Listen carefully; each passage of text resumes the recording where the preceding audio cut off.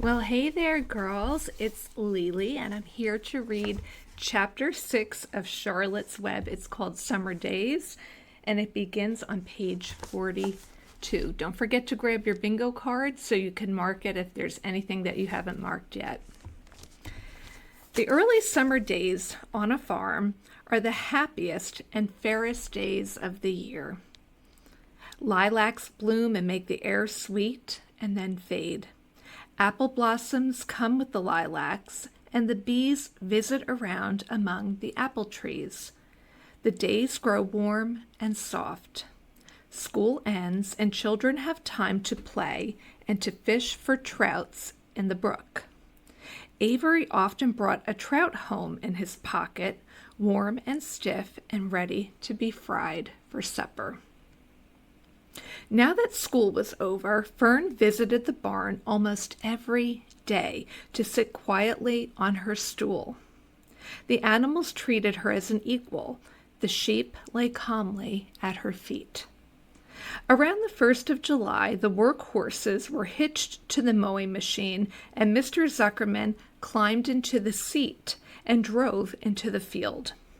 All morning you could hear the rattle of the machine as it went round and round, while the tall grass fell down behind the cutter bar in long green swathes. Next day, if there was no thunder shower, all hands would help rake and pitch and load, and the hay would be hauled to the barn in the high hay wagon, with Fern and Avery riding at the top of the load. Then the hay would be hoisted, sweet and warm, into the big loft until the whole barn seemed like a wonderful bed of timothy and clover.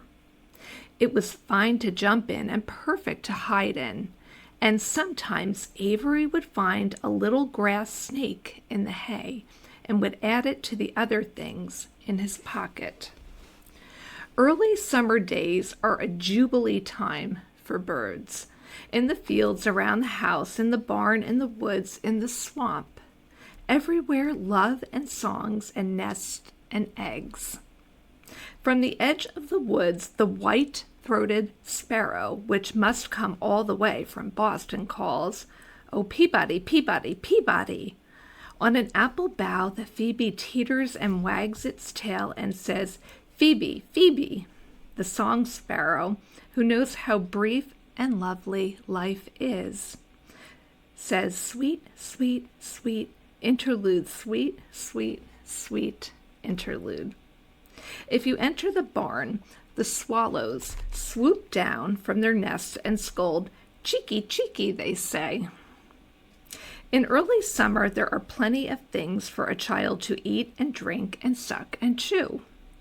Dandelion stems are full of milk, clover heads are loaded with nectar, the Frigidaire is full of ice-cold drinks.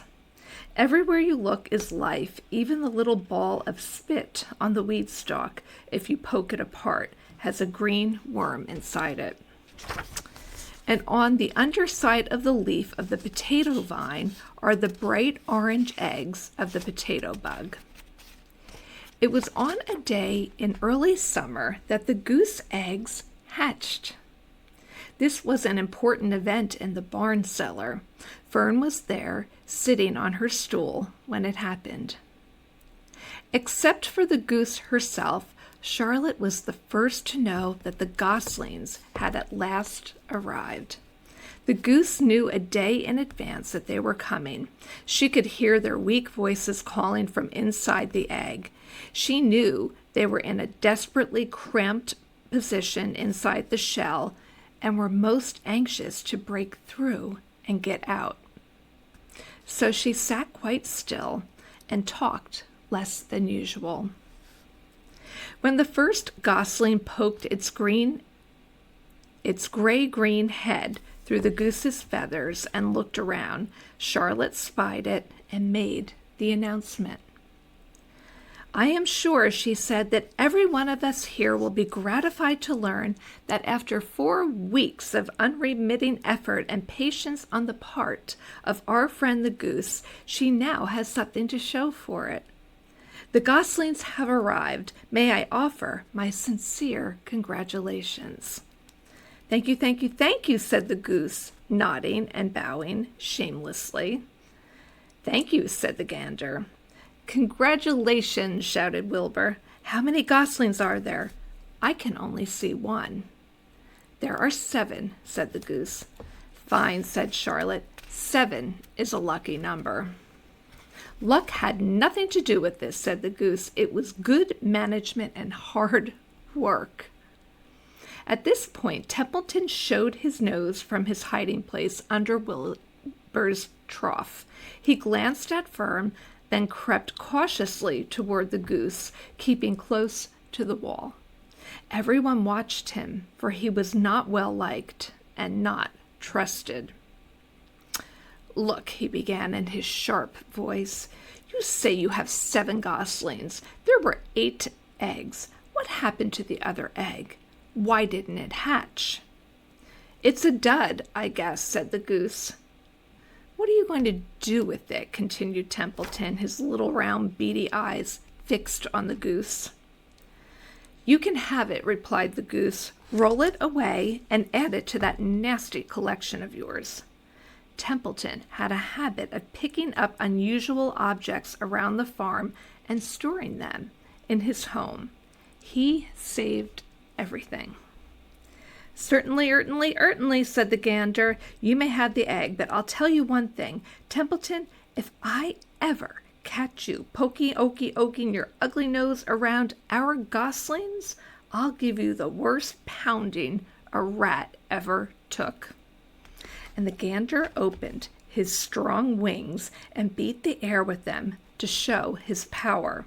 He was strong and brave, but the truth is, both the goose and the gander were worried about Templeton. And with good reason. The rat had no morals, no conscience, no scruples, no consideration, no decency, no milk of rodent kindness, no compunctions, no higher feeling, no friendliness, no anything. He would kill a gosling if he could get away with it. The goose knew that. Everybody knew it. I'm sure you see your picture here.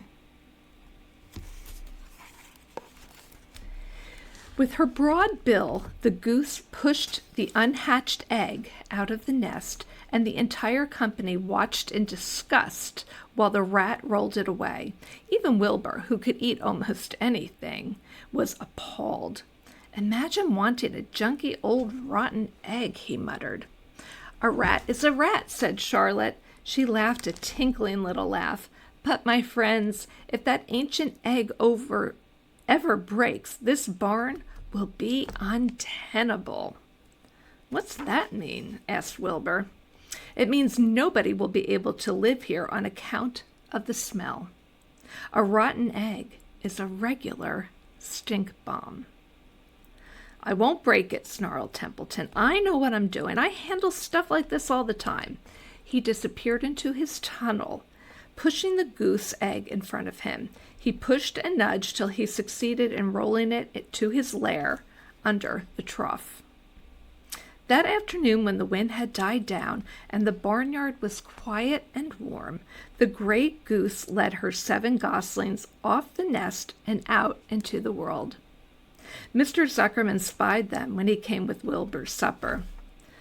"Well, hello there," he said, smiling all over. "Let's see, 1, 2, 3, 4, 5, 6, 7. 7 baby geese. Now, isn't that lovely?" And that is the end of chapter 6.